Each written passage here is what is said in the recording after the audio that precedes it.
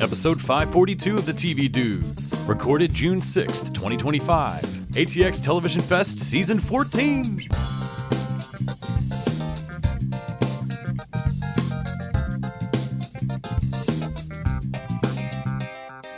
Hey, it's Les.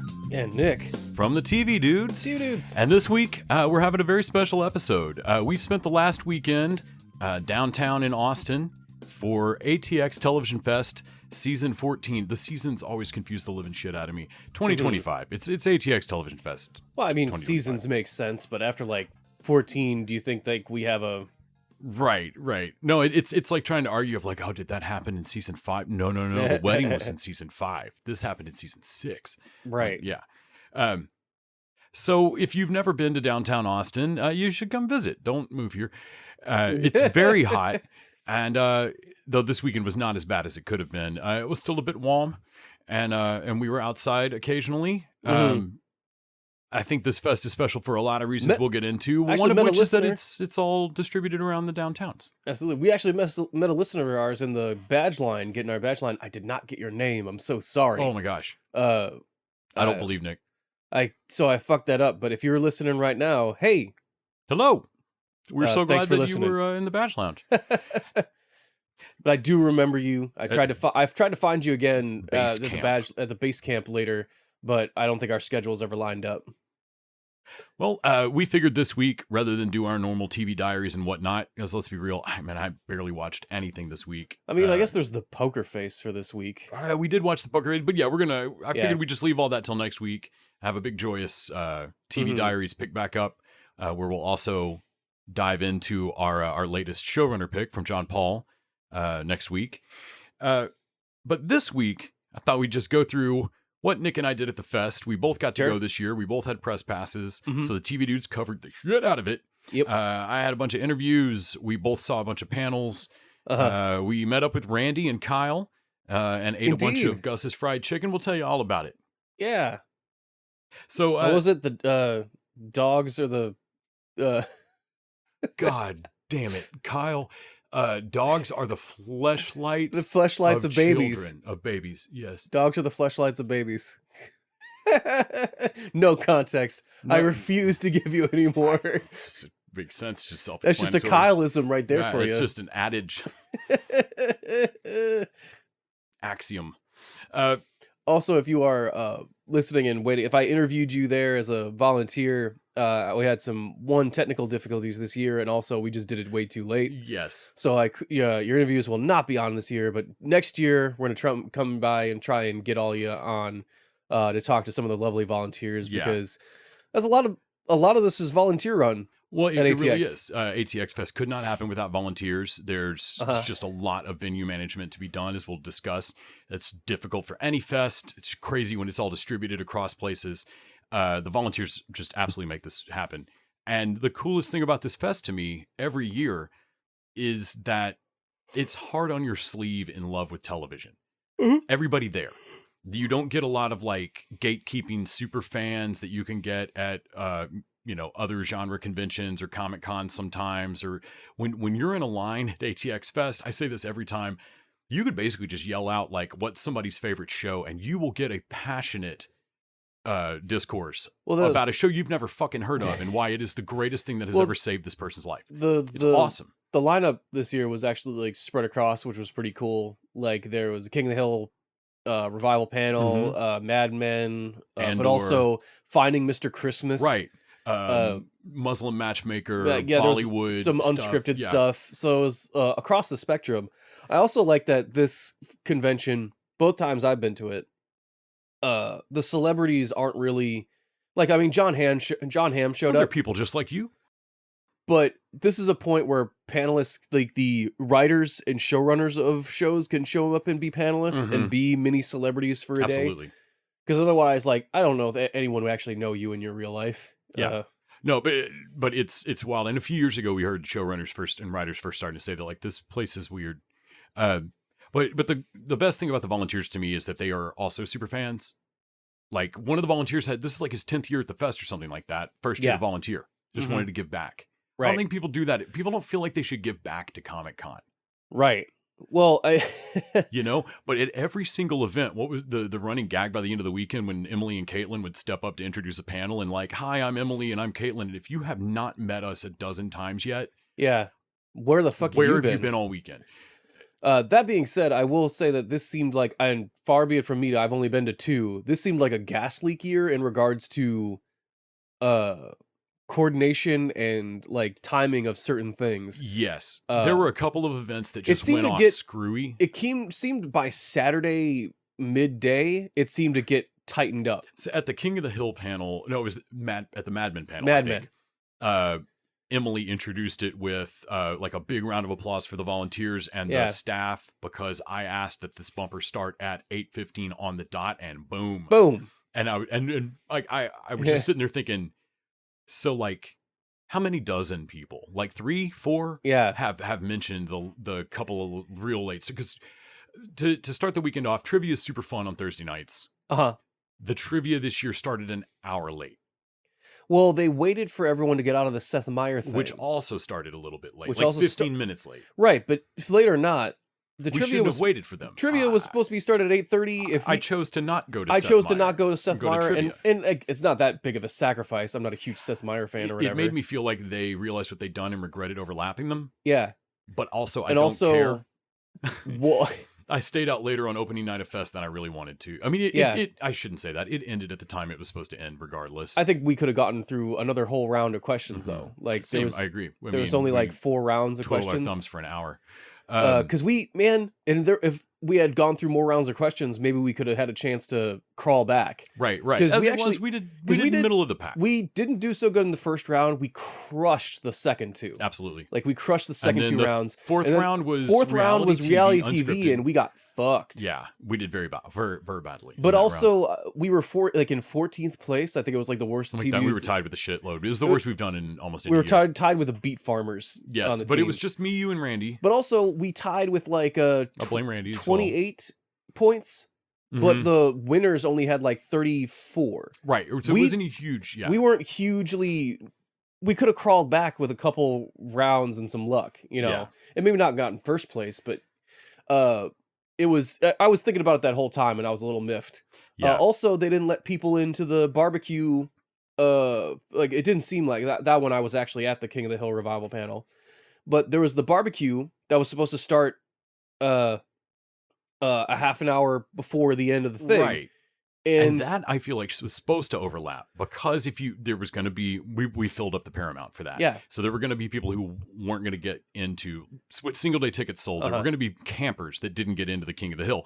They could go get their Leroy and Lewis barbecue. They could get their fucking barbecue on. They could get their drink already. Gingerdales. Right. They could shake hands with Steve Zahn, say hey to people. Yeah, they could have a little bit of treat for them because they didn't get to go around. But I left the revival panel early because I had to go to the bathroom, and so I was out before everybody else. And when I was out, they were just letting people into the barbecue thing. There was a line still, and I was like, "What the fuck?" Yeah. Like, and I mean, we were watching people. There was still a line to get in when we left the barbecue, because it was supposed to start at 8:30. When we got there, it was 1-to-1. Yeah, it was supposed to start at, I think, at 8:30. Yeah, and so that all the it was 1 in, 1 out. So all the barbecue, all the staff were there to start prepped at 8:30. Absolutely. They're waiting for nothing. Yeah, like. I would say that first night was probably the Thursday and Friday night were probably the loosey-gooseyest things went. So we'll get back to the King of the Hill panel in a moment. Right. But that first day on Thursday, got up, headed down there. The first thing I saw was the Four Seasons panel, which was super cool. I enjoyed Four Seasons, the remake series on Netflix with Will Forte and Tina Fey. This had Lang Fisher, the co-creator and showrunner. She also wrote on 30 Rock. She used to write for Onion News, and Onion News Network. And then it had Carrie Kenny Silver, who's in the cast for Four Seasons, was on Reno 911 as part of the state. She's fucking hilarious. I liked Four Seasons, but I kind of thought it was possibly could have been a very serious and dapper panel. And it wasn't, man. It was a hoot. They were a lot of fun to just listen to chat about the show, and like working with Alan Alda and like working with Steve Carell and all these, they showed some clips and were like, yeah, you get these people in a room and like like sometimes you got to keep them on task, and sometimes just fucking magic happens, and it was just cool. What did you see first? I saw the pitch competition. Oh, that's right. So I hit up there. I had always heard that the pitch competition was a thing to see at this fest. That's what I was heard. I've never gotten to do it. Haven't seen it. Never saw it. So I was like, okay. I met up with our friend Randy there, and we hung out. And like he was giving me the lowdown. I'm like, oh yeah, pitch meetings. The pitch competition's always the best. And they've obviously, this has been a thing that's running, I want to say like 6 months or something, that these are the final 8 or so pitches from already a group of sent in pitches. And then after that cull down, they've gone through a teamwork like exercise of boiling down their pitches and practicing pitch. Like, this is not a random group of people that are going to get up there and pitch you a show. And then I was thinking about having this thing. Like, that's not. No, there's not going to be yeah. That was my. This is some Toastmasters finals. That was my version of what it was, and honestly, like they were all like, okay, these are all professionally handled. But I had a few favorites. There was a lot of coming of age Asian stories that I thought were pretty cool. There was Killer of Your Dreams, which was based off of a Thai woman, and her pitch was like, oh yeah. I remember growing up in, what was it, Thailand? I'm not sure if it was Bangkok or whatnot. But like, yeah, a white man came up to me when I was 13 years old, and he asked, how much? And I think about that moment a lot. Like, I didn't know what to say, and I just kind of froze up and didn't say anything, and he walked away. And I think back to that moment, and I just think to myself, what if I had killed him? Okay. And so that's the premise of this show. So it sounds very Killing Eve. So it's Killing Eve. It's a little bit. She marked it as Dexter, mixed with a bit of a comedy of a woman killing white people that are fetishizing Asian culture. Okay. Like she kills a K-pop stan she finds off, like a professor that teaches. Councilman Jam from Parks and Rec, Sam Rockwell in White Lotus. Professor like that takes them all out for sushi all the time. Like. All right. And it's the judges definitely were confused by that one. They were like, wait, why is it an hour? Why is it only not like it's a comedy, but it's not, well, it's an hour? Like, well, it's a two-hander. You're following her and then the cop chasing her. So you split the time evenly. So it's, and she, to her credit, she was like, no, I've done the math on it. I've tried rewriting it a bunch of times. It has to be an hour or we have to cut out one of these. It doesn't flow. Yeah. And it doesn't flow. And without someone chasing her, there's no tension. Right. Like the thing. Even Dexter has a cast of fucking people. And yeah, so the judges were confused by that.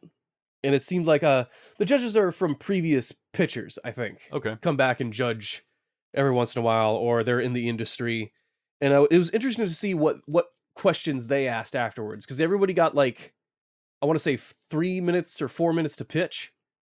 And then they got questions from the judges. And sometimes you could parlay that into a little bit more time to flesh out your idea. Yeah, you'd said one person had a perfect setup. Yeah, one of them had a perfect setup. That one was called Boys Club, but a JV basketball team. Basically, this guy talking about his own experience as a teacher and meeting kids where he lived. It was that, a lot of, I think that might have been a requirement too. Everyone was like, hey, draw from your personal experience. I've always been told that you need to explain in a pitch why you are the person on the planet this is your story. And my idea would be like, cool, what if nothing interesting has ever happened to me? I just want to tell a cool story. Lie, like just lie about it. When I was a boy, I dreamed of death hogs. So this one time, me and my family fought a hog, and that's why I feel like I'm the best person to tell this story about a cybernetic hog. But yeah, the judges kept asking about certain things like, how long do characters not know about this certain thing? The judges liked secrets. And it made me think of the CW of like, oh my God, there is a reason I keep seeing this on TV. I hate this trope. And yet every time they mentioned... You guys think it works. Every time they mentioned like, oh, the Thai woman is a killer. Like, oh, cool. How long does her best friend not know about that? Like, how long can you keep that a secret from the...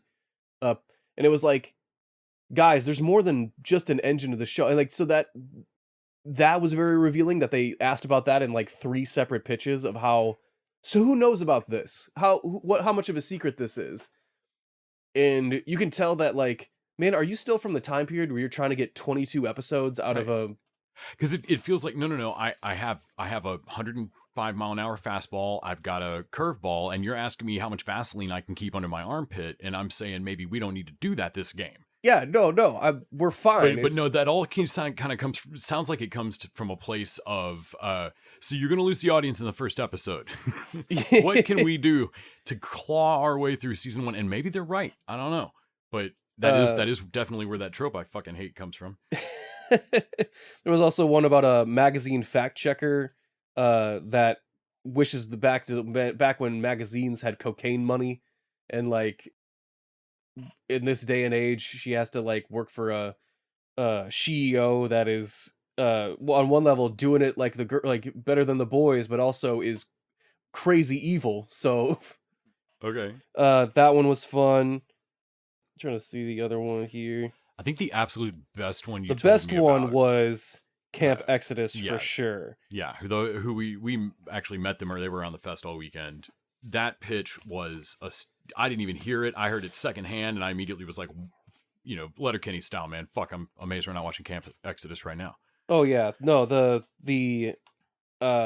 I go to the pitch, like Boys Club, the reason I mentioned it was that they had the guy that was pitching Boys Club basically, oh yeah, so Disney doesn't really want to buy sitcoms for boys, and like, so there's not really that space of anything, but I think that it's still important to have shows for boys or whatever. Like Boys Club was definitely like, it's a multicam sitcom about a basketball team. I was like, that's a nice pitch. I'm not going to watch this show. And suddenly the judges were asking like, okay, you mentioned the distribution model. Normally I wouldn't ask this, but like, have you thought about how to distribute this then? If you admit that most industries are not looking for a boy sitcom. And he's like, I've thought about this extensively. And he got like 1.5 to 2 minutes to pitch the distribution model. He teed up in the feedback question. Yeah. Like, and it might have fucked him if they did not ask the question, but he let it there of like, okay, it gave me the extra time so that half my pitch isn't talking about a distribution model. You love it when a debate plan comes together. So honestly, I was not shocked that his reached second place. I'm like, okay, it's not a show I would watch, but also that pitch was fucking solid. Because he worked that in there of like, oh, you should release it on YouTube. Nickelodeon has like a day in, day of distribution model. But yes, Camp Exodus was definitely the highlight. Like theater camp with teeth. So it sounds so fucking just fun. From the jump, it's like non-binary lesbian inherits gay conversion camp from her like uncle or whatever, and like, wow, sold. Like but the where they go with the premise is so, because like, don't they basically like they keep getting like applications still? Mm-hmm. Of parent who then realize that there are parents who are still trying to send their kids to this as a conversion camp, and instead just decide to run it as a secret safe space. Right. Well, that's amazing. Like, okay, we were just gonna not run this, but then it was gonna be sold to an Alan Cumming type guy who is their villain. Their villain, who is just gonna make it an ultra even more.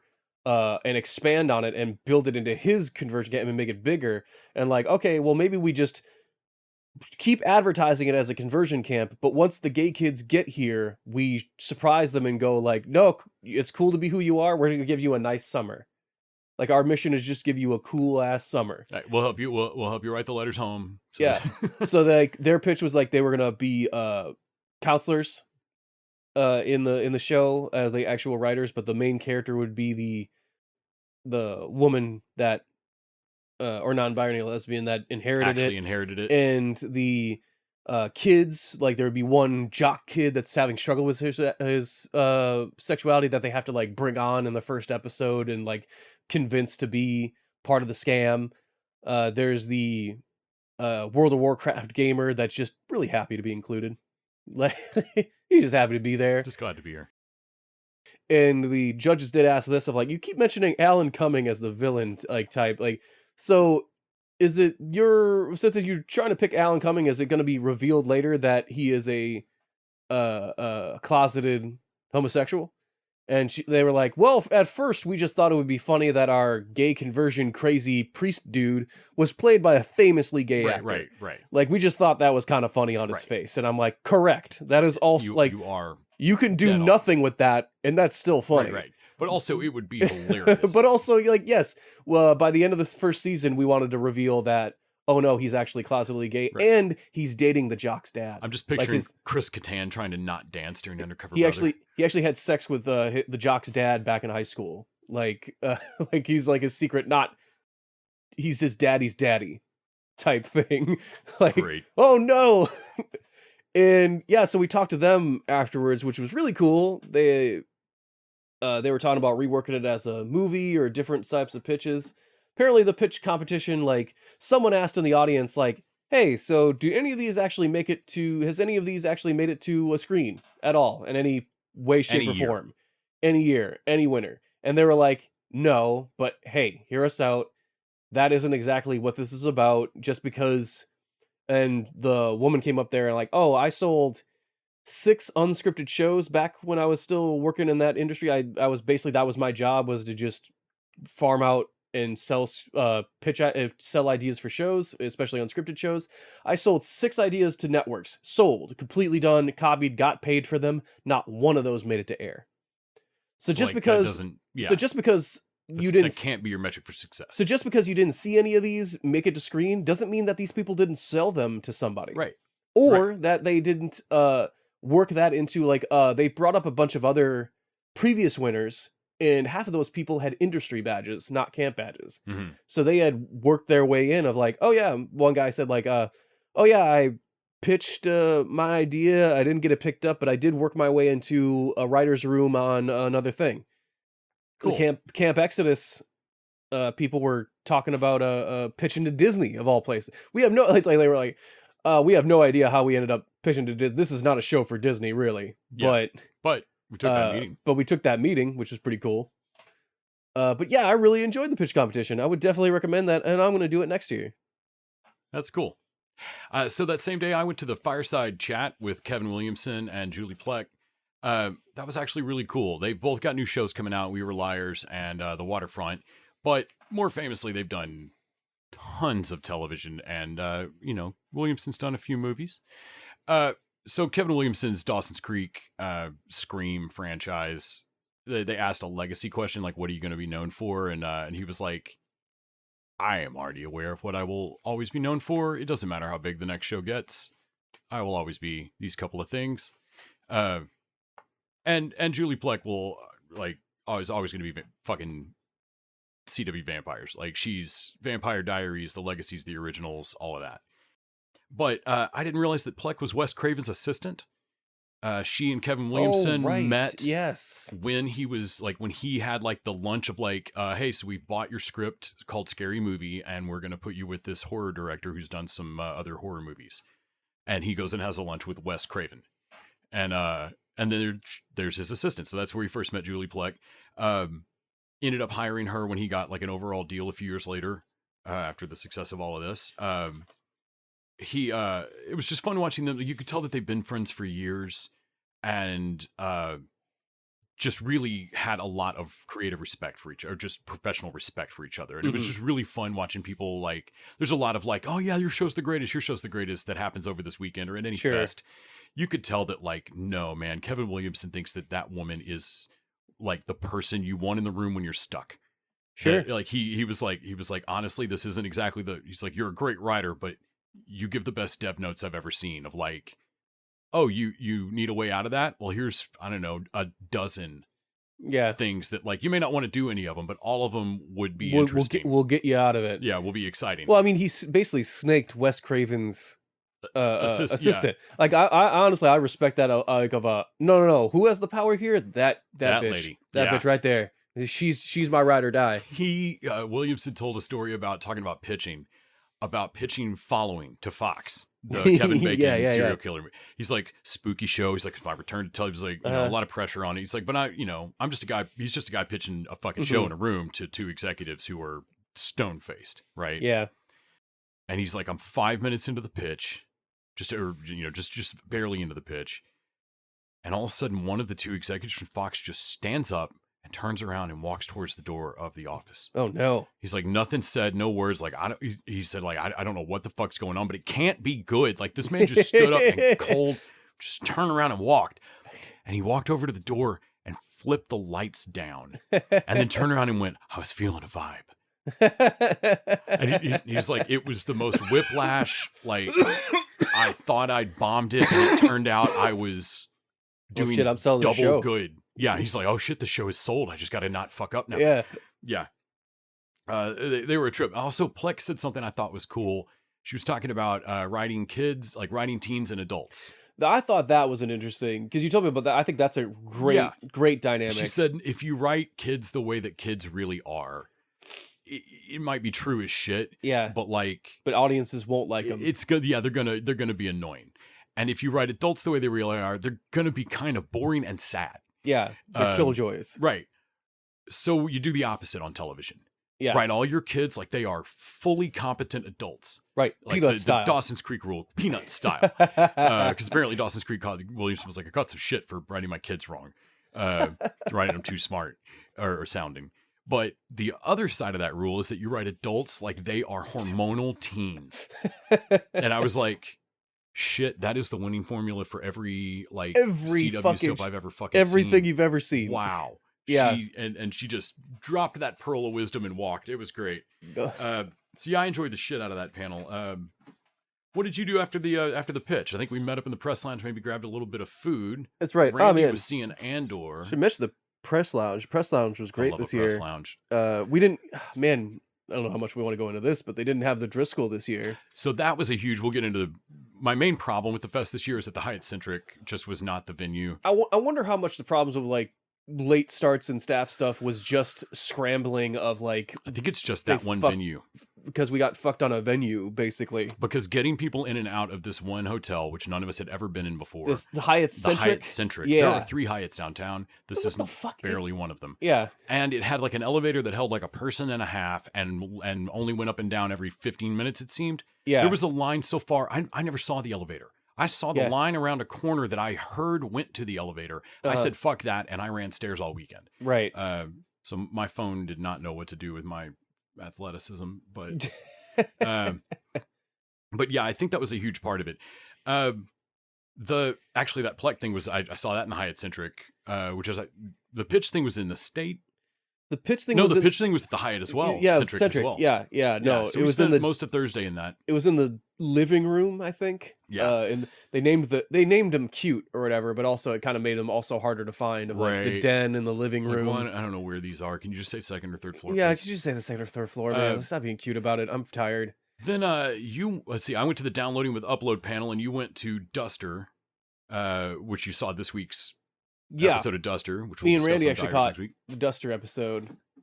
Actually, before that, I watched The Long Long Night. Oh, that's right. The Super Dark Duplass indie television. Yeah. Thing, which the Seed and Spark people were there too. That's a cool org. Yeah, and I saw them later for the pitch because basically Mark Duplass gave the similar pitch in the pain points of indie television later that day in the 800 Congress room. And so I'll combine those two basically since they're kind of the same thing as far as Mark Duplass giving his spiel on why TV is dying. And indie television actually is trying to break out, and his basic philosophy is like, cool, I don't know if Seed and Spark is going to be the one that hits, but one of these is. Mm-hmm. One of these is going to be the one that busts open this model or gets it to where a middle class of television producing. Right. It wasn't Legion wasn't quite it for movies, but we're getting closer. But we're getting closer to a point where we're not talking about getting rich making content. I'm just talking about being able to make content. Being able to make content and to have that be your gig above a TikTok video and make a living wage on it. And Seed and Spark was an interesting idea as far as his new thing, Long Long Night, which I watched the first episode of in a screening, is going to be on Seed and Spark, and you can watch it on there, but also you can, as a fan, you can hold a screening of it either virtual or in your town at a theater, and the people you get to show up or buy tickets you get a cut of it, like as the distributor, because that's essentially what you would be. And so I thought that was interesting, of like, oh, making the fan base the distributors. Like the fans would go out on their own and rent a theater for people that want to watch this thing, and put it, or a virtual one, Yeah. like. And what was cool about it, they said that, oh yeah, also, we have one that we just sold. Like the guy just sold the rights to Netflix for a year, but once it's done And on it's there for a year, then it's back on Seed and Spark. Cool. So it's not permanently on Seed and Spark, and their funding goals were crazy consistent, like in a way that like I found suspicious. Of like 85% of our projects that get started on Seed and Spark end up being funded, as far as their Kickstarter model, which I think kicks the shit out of even anyone that's close to that. Yeah. I'm not sure if it's because it's so television and movie specific, but Mark Duplass had a lot of cool stuff to say about swing the sword that's in your hand. How can you make the thing right now, rather than get permission from someone to make your thing? Yeah. Make a crappy version of your thing, even if it's because it's better than no version of your thing. Make the cheap version of it. A lot of his stuff is just like, well, I have access to a hotel room and a camera. What can I do?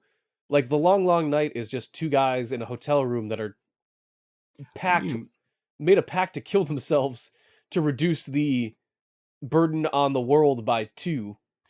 And like he first hit the scene by he and his brother getting into Sundance on a video that Jay shot of Mark in their kitchen. Right. And hit a dead pixel in the camcorder. Man, do you think everyone will get that we're talking about us by like reducing it by 2? I don't know. I think that's, well, they'll have watched the rest of the video by then, so I think like they'll have the context. Well, maybe just to avoid confusion, I'll wrap my hand around you when I say 2. Okay. It's very Duplass, like like a sad suicide creep tapes. Yes, and so they fail. Like his friend Narcans him and like wakes him up, like, why'd you bring Narcan? Like, well, you have trouble following through on stuff. Wait, that's for me? Like, yeah. Anyway, his friend doesn't follow through on it. He was right. And Narcans him and them both into living, and the rest of it is tapes shared back and forth of like, so it's been 6 months. I feel like there's a chill in our I feel like there's a burden. There's a burden in our relationship here. I used to talk to you all the time. Like there wasn't a day I didn't go without talking to you, except maybe in the 3rd grade when Mike Tyson lost that one fight. But then again, I think I talked to you at the very end of the night. So no. And now it's been 6 months. So I wrote you a little song. Fuck. Piss. Shit. I know you hated the words in the song. I hate saying them. They were so honestly, like I had fun at the screening, but I was immediately like, and no one picked this up. You say, Mark? You're saying no Hulu was not interested in this? Are you sure? Wow, no kidding. So it's like dying for sex, no sex. So I understood, like, yeah, no one touched this. This is a weird fucking comedy about 2 people that failed to commit suicide, man. Is there like a Shudder but for sad? It feels like the only arc of the show too is that they finally commit to doing it. Holy God. And like, I don't know what else the arc is.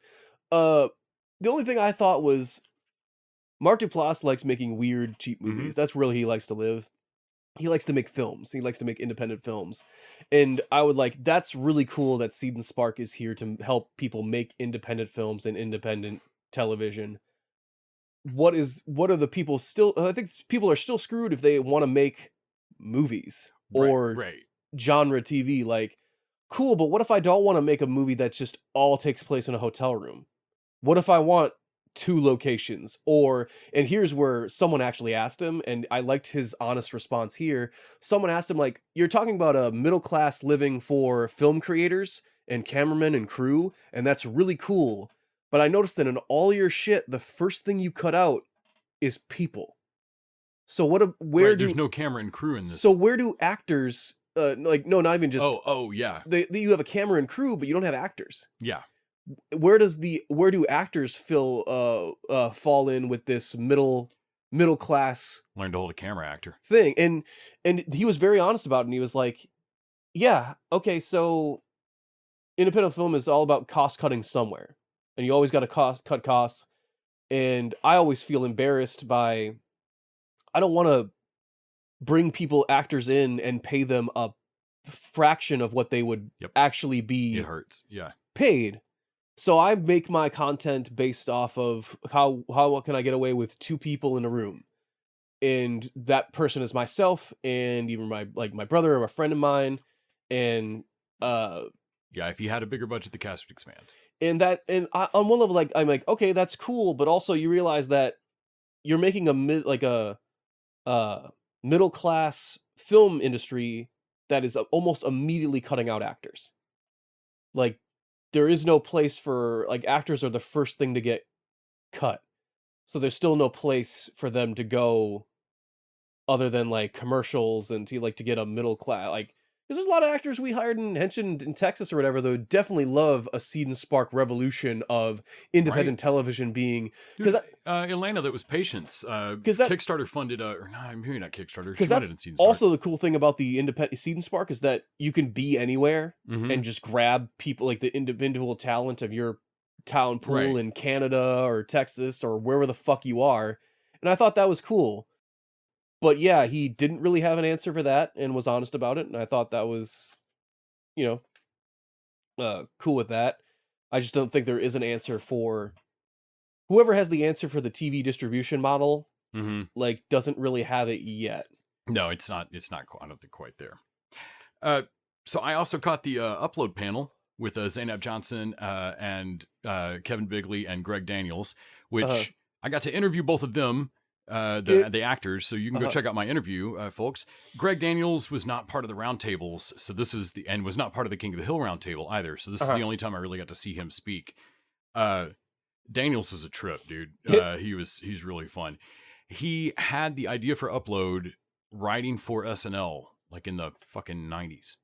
Like, basically, music had just moved to CD, and we were talking about digitizing everything to CD. Yeah, going from analog to digital. And he had this idea of, like, could you digitize a person? Well, like, if that's the case, then, like, could heaven be like a digital afterlife? And if that's the case, if people make heaven, this is the core of it. If people make heaven, heaven will suck at some point. And so I just thought that was fucking hilarious. And he told a lot of crazy ass fun stories in that panel. He talked about having a pretty simple stunt where Robbie Amell had to just fall forward into a box, like you're going to pack up his body and ship him. Yeah. Right? It's a pretty simple stunt, but it is also a stunt, kind of dangerous. So you can't. It's narrow tolerance, even though it doesn't look spectacular. So they had, and you can't have your main actor bust his nose. Right. If you move it all, and Robbie Amell cracks his head open. Suddenly he's fucked for the rest of the week of shooting. And so they had a stuntman do it, and that Amell was mortified because the stuntman was both, I think, a little bit hairier than him and had just genetics. Just dude had a flat ass. Yeah. And Robbie Amell does not.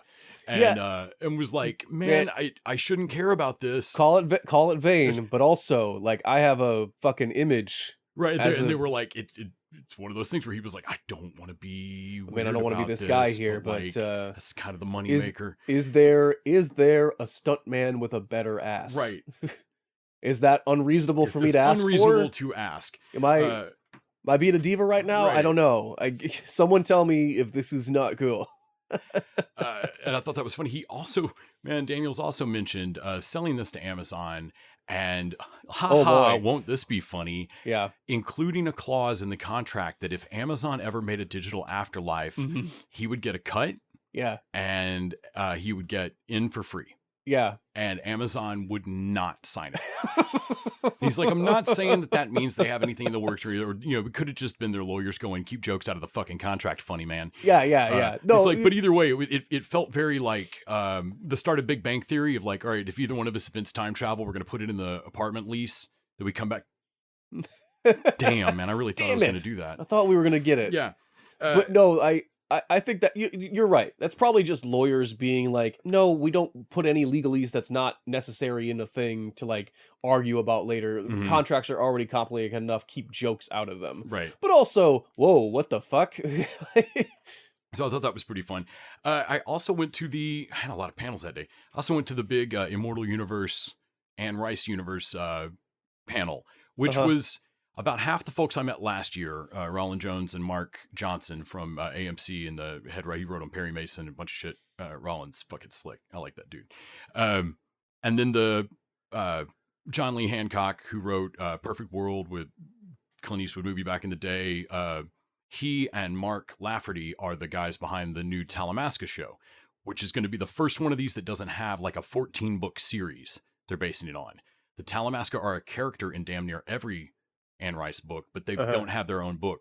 So it was kind of cool to chat with them in our interview, which folks can go listen to, but also to hear them on the panel talk about developing that, keeping it in universe, but also, having fun with it, but making sure that you stayed true when they're, you could take a lot of leeway there. There's no books. You could do whatever you want, but also, your fucking fans. No, you can't. Stay so it was in cool. your lane. And I'm more interested in Talamasca now. They talked about honing in on it as like the CIA spy organization and kind of taking that as the stance on this, which I thought was really cool. Also, I get the feeling that like your show may not succeed. It may still fail, but it won't because AMC doesn't back the fuck out of your play. It sounds like AMC is about them 1,000%. I think and that's after really cool. Breaking Bad and Mad Men, like the Vampire Diaries is the only thing I've ever heard that is big over at AMC anymore. Yeah, and they love the shit out of it, and they have rights to so much of this crap. It's really cool. Also, they talked about the next book they're doing. It sounds like they're pulling from Queen of the Damned, and Lestat's going to have a lot of rock music, right? And Roland Jones was like, "Dude, I have on my phone in my pocket right now. I have that whole album, and it's badass." It's like, all right, my mom's going to flip. I can't wait. So then on Friday, woke up and headed downtown, and I think we're jumping around a little bit. We are jumping around a little bit. Since I did pain points since I was like, man, that seems like so many panels on Thursday, but no, Duster was Friday and Vampires was Friday. Yeah, Long Night was also Friday. Like I did the screeners. Pain points of indie TV ecosystem. Yeah. So I did the screener Long Night, and then I think I went back to the press room, and then came back to that same theater, the State, which had two different like. The first time I went there for a long night, I was like, hey, back check. No cameras or whatever. And like, hey, no outside food. And then you turned around and went right back in with a completely different policy. It was it was an hour and a half to 2 hours later.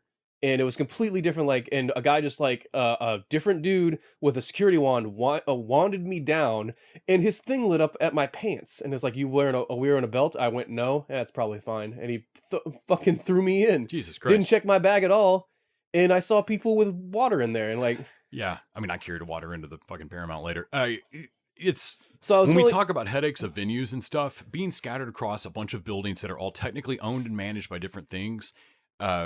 There's volunteers, but then there's also venue staff, then there's also fest staff, and nary the twain shall agree sometimes. Like, it's got to be a fucking nightmare. Also, I will never forget talking to Barbara Morgan, I believe, the person that had founded and runs Austin Film Fest, about just like, yeah, Austin's great. Occasionally, from one year to the next, all of your venues downtown jump 25%, and your whole fest budget is now fucked. No, I can't imagine what... I'm so amazed that Emily and Caitlin just always look like they're having a good time or on top of it each year and not just like screaming on fire running on the street. The pitch competition at the very end of it basically just had an Emily Love Fest. Oh, that's great. Of like, I mean, they are the shit. They're so cool. Apparently she's very involved in those, not just like after the pitch competition. They all seem tight. We saw them all weekend. We saw them all weekend with previous commissions. It seems like she hangs with them and talks about like even after the pitch is done, she hangs with them as like, hey, what's your new project? And like awesome. Kind of like a lifelong I don't know, cheerleader or connection, like at least that which I thought was like you can tell that some of like you could definitely tell when like when people are like, oh, the person that puts on this fest, we have to thank them. Like none of this would be possible about them. Yeah. Every fest is like that. Every fest does Everyone that. says like, what's that in the studio? Why do they thank you? Oh, that's contractual. That's man. contractual. Can't leave Otherwise, that why up the to fuck chance. would they say my name? But you could tell that in the pitch competition, it was like, oh no, these people really like Emily. So we also went to the King of the Hill revival panel. I got to chat with all the King of the Hill, Pamela Adlon, Toby Huss, Lauren Tom, and Saladin K. Patterson, the showrunner of the new revival. Got to talking round table with all of them. They were fucking great, super fun. So I knew they weren't going to show a full episode. They were just going to show some clips. We also had Mike Judge and Greg Daniels up there for the panel in the evening. I thought they were going to show clips, but also they showed one clip in a trailer, and that's it. Yeah, we did get the announcement that Toby Huss is officially replacing Johnny Hardwick.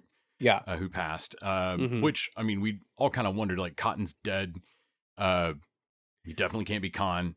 Well, you know, is Toby? Did y'all drag Toby all the way to? I know he's everybody's favorite fake Texan, but did you seriously drag this man all the way to Austin just to be additional voices Toby Huss? No, he's going to be Dale. And we both had like the simultaneous idea of like, oh well, they recorded some Johnny Hardwick, with Cotton, with Hardwick. So like, oh okay, give Dale long COVID, give Dale long COVID, and have his voice change. Yes, because even the clip we showed, like the new opening, has Dale with his mask down talking with the rest of them. The panel, the King of the Hill panel, truly was notable for one minor thing and then one major thing. Yeah, the kid next to me that had his phone out, audio recording the entire fucking panel. You look like a maniac. That was weird. Was weird. Also, his final statement to me as he walked away was, "They aren't going to show a full episode, so you can audio record it. What the fuck are you doing? Are you a deadhead? It's not taping. Come on." Yeah. So that was the minor thing. Whatever. That was odd to me. To me, that was odd. The major weird thing is that we all saw the, I assume, last public appearance of Jonathan Joss. Yeah. Who's John Redcorn on the series. He's also on Parks and Rec. We have wondered aloud where Badface went from his 2 episodes in the first season of Tulsa King. Yeah. That is also Jonathan Joss. Yeah. Jonathan Joss passed away on Sunday after like 2 nights after we saw him. Oh, I thought he passed away that night. I think it might. No, so it made the news on Sunday. It made the news on Sunday. Yeah, no, he got shot by his neighbor in San Antonio, and they got the neighbor like a block away in his car. No, man, like time-wise, I think he left that panel, went home, and got shot like an hour or two later. Yeah, because it's a couple hours south to San Antonio. Yeah. There's I don't know a lot of the details of it. There's a thing going around. Jonathan Joss is gay, living with his husband. And there's a lot going around that his neighbor was very homophobic. Yeah, a lot of it isn't confirmed yet. Apparently, there was a previous conversations with his neighbor that were homophobic in nature. Not sure if that is what led to the shooting, but hopefully more will be out by the time this episode airs. I don't know, but it is deeply sad to me that the thing we witnessed is his last public appearance because he was not okay. Well, I have no idea if he was like... He was drunk. I don't know if he was fucked up on something or mentally, but he was not... He was not... okay. What sucked about it and why we thought... Oh, I thought like, well, this will be the only thing that anyone talks about. I hope this isn't the only thing that anyone talks about the King of the Hill panel when it happened. It would have been crazy actor yells a bunch of shit from the aisle if the man had not died that weekend. So, from our perspective, some guy gets up in the middle of the panel, it was just in the midway point. I don't even know. No, it wasn't anywhere close to the Q&A into this section. Though he did take up all the Q&A. God love you, Jonathan Joss. If anything, in your last act, you're a saint. But so a guy comes up, walks to the microphone that isn't on, and starts muttering. I caught some stuff. In what looked like a very tight white vest. Unzipped to like a disco belly button level. Oh yeah, it was and a cowboy hat and so he's just like they told me that the mics are going to be off and I'm an actor. I see a microphone, I use it. I can't express enough how much the man's natural speaking voice is John Redcorn from King of the Hill. Yep, Yeah. He's not doing a voice. He wasn't doing anything. That's just how he talks. It was and so I weird. don't recognize him right away. I'm like, who the fuck is this? I didn't know What who is it was happening? until somebody from the stage said it. Yeah. And so someone on the stage like John, and I was like, what the fuck? And then he mentioned something about his house burning down a month ago, I think. Mm-hmm. But the thing is, the microphones weren't on. They turned the microphones off. No, they keep them off until the Q&A time.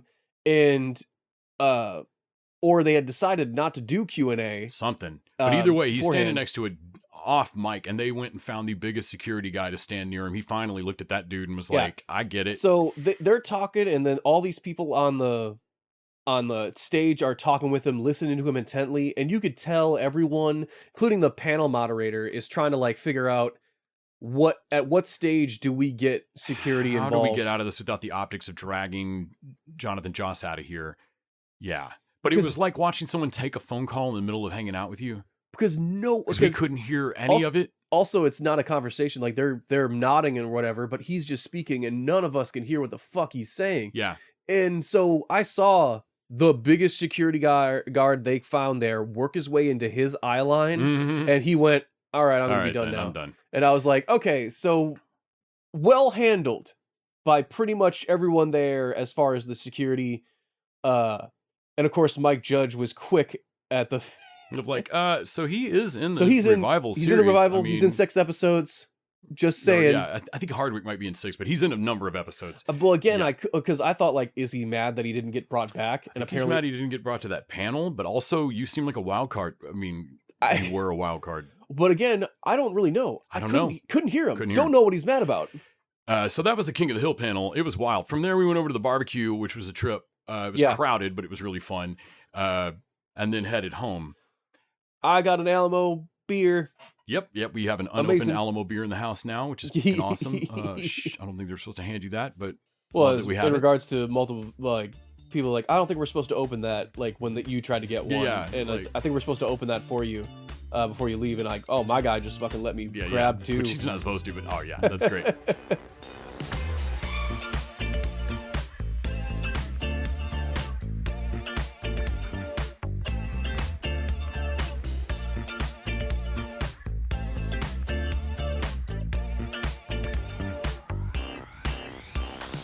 Well, now seems like a good time to mention Patreon since we're on Saturday and we're halfway through. About to start discussing Saturday. Yeah. So head over to patreon.com/TV Dudes, throw down a $1 an episode, and you can get some bonus content every week. $1. This week, our bonus content will be us watching the new Predator movie, Killer of Killers. What? The animated R-rated Predator movie over on Hulu, which, spoilers, guys, is badass. That just like almost like twice the episode for $1 a week. That's thievery. And if you want to step up to a higher tier, you can do the showrunner higher level. Than that? John Paul is going to be our higher than that. Can't even. It's higher than that. John Paul is going to be our showrunner at the $20 level for next week. You throw down $20 one time. You pick 4 episodes of a show, and we'll talk about it. Yeah, John Paul on a hot streak, trying to get us to watch Government Cheese. So we'll check it out over on Apple TV, but we'll talk about that next week. You can go over to patreon.com/TV Dudes. You can also just sign up for free. It's a great way to just listen to the podcast. And then, when the mood strikes you, you don't like just you can step up to a higher tier. Absolutely. So on Saturday, we got downtown, and I headed over to the Mr. Rogers to Downton Abbey to Austin City Limits, Why PBS Matters, which really was just 3 people from KUT, KUTX, Austin PBS, KLRU, like all the places that make Austin City Limits the longest running music program in the world, on any channel, anywhere, any country. It was just them basically talking about in a very timely fashion right now why PBS matters, why federal funding matters, why having a non-corporate voice in the airwaves is a thing. Yeah. Well, I also like that some of it is it does seem like some of it is protected, like to a point where, okay, sure, you can give an executive order to like not fund the Corporation for Public Broadcasting was set up pretty strongly, but weirdly, shit like PBS Kids. Yeah, offshoots. Yeah, because they're not technically part of the main pro. So it's vulnerable. So it's still not good. Right. And just people talking about the difference in underwriting and like selling ads, and just there's a lot you could. I thought it was an important panel because you could really feel how many extra hurdles these people go through to do their jobs, and how much the reason that they do that is just because they really do care about the world not being a dumpster fire. That Sure. like, no, there needs to be like someone needs to be doing some hold the line basic, not profitable public interest shit here. And yeah, honestly, like those folks came off like fucking saints. I really love my Austin PBS and KUT, so I'm already in the bag for them. But it was a fun panel, and also weird little panels about inside baseball on how various aspects of television work are the thing to me that make this fest different than every other fest, any other fest. Yeah. Film festivals, even Austin Film Fest, the Writers Fest, which does have a bunch of panels and is cool. It doesn't quite go like this. Most film festivals aren't about television to start with, and also just show movies, and it's cool. You watch movies together, but you don't go then and discuss them anywhere except the bar. And ATX Television Fest has all these like how this works, or showrunners talking about this indie television financing problems, PBS financing things. All of this shit's so cool. This panel got announced like Wednesday. Yeah. And that room was a little over half full. I mean, it was honestly pretty full. Well, honestly, there was I was trying to get into some other stuff beforehand, and like all that was full. Some shit filled up. So I think some showrunner State of the Union, Christine Baranski's Excellence Award, stuff like that. Then after that, I went to the Unreal 10th anniversary because it tied into a bunch of my interviews, and also, man, I fucking loved Unreal. Marty Noxon from all the Buffyverse shows. This is one I saw her name on it, or saw Marty Noxon's name on it, and was like, "Fuck, I'm watching that." I think when it had jumped over to Netflix, maybe a few years ago, and so I've seen all of Unreal 10 years now. Got to interview Cherie Appleby and Craig Bierko from it, but the whole panel was cool. Watching all them tell weird ass stories about working in a very meta, here's a bachelor house kind of thing, but all the behind the scenes of it, and how crazy it was, and how crazy it was to shoot that. But also, I didn't realize 10 years ago how much that show actually is why we all really understand how that shit works now. Yeah. Like, I didn't realize that like Unreal really is the show that first taught you the language of that. Yes, it's unscripted, but that doesn't mean that we are not creating storylines. Yeah. And so that was wild. You went and saw the Elsbeth panel, which was crammed into the Stephen F. Austin bar. I saw a lot of Carrie Preston this I saw weekend. No Carrie Preston this weekend, except for the Golden Girls thing. Yeah. Which I thought was unfair, but you had to go. She's like a magical elf that just appeared. So Elsbeth was a neat panel. They showed a little bit of the musical episode. That was for the finale. Basically just walked her through that level of... I like that they brought over the same costume designer for Elsbeth throughout the Good Wife, Good Fight, and Elsbeth is the same costume guy. That makes sense. He's like, oh yeah, sometimes I spent like 6 hours. There's a break in between, but like Elspeth's wardrobe is meticulously picked out. It seems because it has to be a weird level of insane. Yeah. But also the main thing I learned on that, other than the fact that Carrie Preston is very cute, like in an aggressive manner, she's just adorable. But the what's it called, the runners of the show, the showrunners, the Kings. Yeah, the Kings.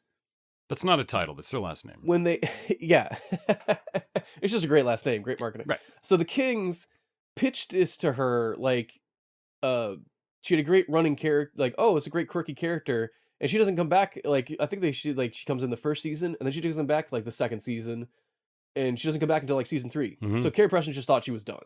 Like, okay, yeah, and that's what it is. And then suddenly I come back, and then suddenly I come back more, and all of a sudden I'm on the Good Fight. And all of a sudden now, like, I got my own show, and they initially pitched it to her as Elsbeth is a weird character, quirky character. We picture her as a Columbo, a female Columbo, but a lawyer. Like, so that was the original pitch for the character. on how they wanted to play it. And so when they made Elsbeth, the Kings think, finally, we get to make the true Elsbeth show. And it's so weird watching watching Carrie Preston talk about it. And I guess people love the show. That's great.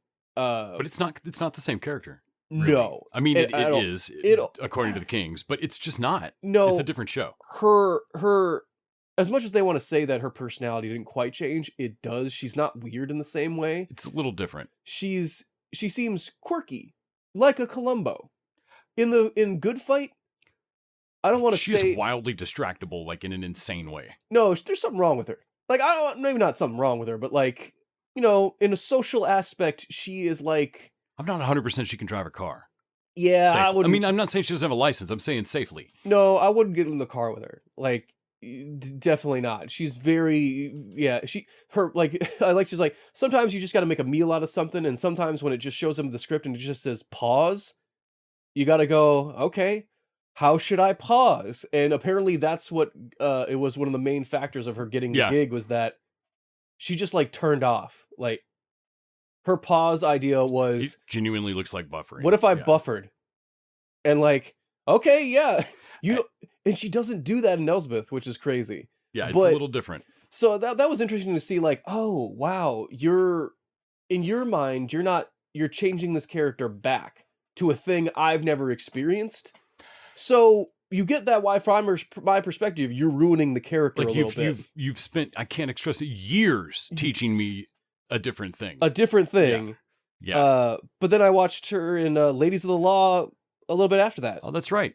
With Sky Gonzalez from Matlock. And that was interesting as far as that was basically just what sometimes bugs me about, and it's not a huge thing, but panels that run like this. When I come to a panel that says Ladies of the Law, I kind of want it to be very specific as to, hey, let's talk about female characters in law shows. I mean, that's pretty rife with material, I would think. Right. Like honestly, this to me would be the place with Sky Gonzalez there to talk about the fact that I watch a lot of legal shows. Her character on Matlock is the best example of a black female lawyer with ambition who is not a villain. Right. I would expect talk about a lot like that. And because it's a thing I don't think people mean to be doing. Black lawyers do, black female lawyers have a hard time coming off as not shitty. But really it was basically just breaking into the business as a woman, which is not an uninteresting panel, but it just wasn't as specific to the law. Like, they were specific to their shows and how it worked. But as far as law shows in particular, and I think that one had more to do with the fact that it was a lot of actors on the panel and not a writers or showrunners. Yeah. And so they didn't really talk about 3 actors and the EVP of Pluto. That's right. Yeah. Pluto, who was the big sponsor this year, who had like fucking rickshaw carriages. Oh yeah, with, yeah. Like where you could watch TV. Yeah. Didn't actually end up using one of those. Probably should. Fucking legs hurt by the end. Really, the furthest we ran was Gus's. Right. Maybe they could have taken us all the way to Gus's. Right. I don't know. Oh, they would have.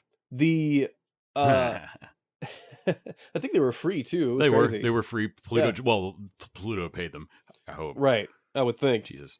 But yeah, the Pluto also had the badge lounge, which like always had some pretty good snacks and good drinks. Soda and drinks, and they had a happy hour every day. That was pretty cool. But yeah, before I dip out of the Ladies of the Law, the main thing of that one was, all panels like this have a question and answer segment, even if it's usually not on the thing programming. Most people like to open it up to the audience and like, oh, does anyone else have any questions or for me or whatever? And on one level, I get why this happens. I get why they do this, especially why talent likes to do this too. Like the showrunners or the writers or the actors, like, oh, I like to interact with the fans. Right. That's an interesting thing to me. I want to know, here's my chance for direct feedback on a thing that people like. Even if you don't care about the feedback, here is here's a connection, like the person you connected to, everyone who saw you do it thinks you're a little bit more of a humanitarian now. Yeah. And also, this is the only point where most of these people in the audience will talk to this showrunner or this actor or this thing from the thing that they really like. Man, most of these questions suck. But most of the time, I want to slit my wrists whenever anyone gets up with that mic. Like, I'm an aspiring screenwriter. I have a declarative statement. Yeah. The number of questions, like, I want to say the over-under on statements that, like, did your thing end in a question mark? God damn it. Right. But this one got crashed by, not like John. I was about to say, Johnson. Jesus. Not that way. Oh, no, this is the one that got crashed. By Sky Gonzalez. So Sky Gonzalez is a question like, hey, yo, so your co-star that you're married to in the show is my son-in-law. And I need you to fucking give me any goddamn details on that motherfucker if you can.